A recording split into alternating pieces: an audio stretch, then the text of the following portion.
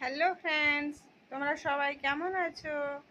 রাত বাজে এখন 8:30। আমার ছেলে পড়তে বসছে।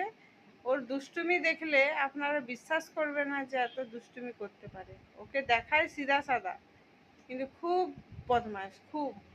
পড়ার টাইমে শুধু বাথরুম যাবে, টয়লেট যাবে, জল খাবে, শুধু পড়াটাকে কিভাবে নেগলেক্ট করতে হয় সেটাই জানে।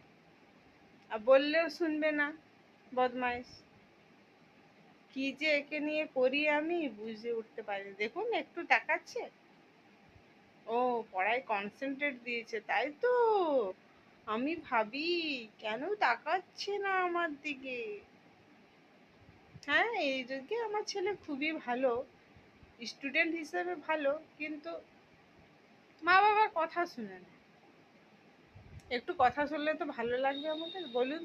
আপনারাই বলুন, কমেন্ট করুন।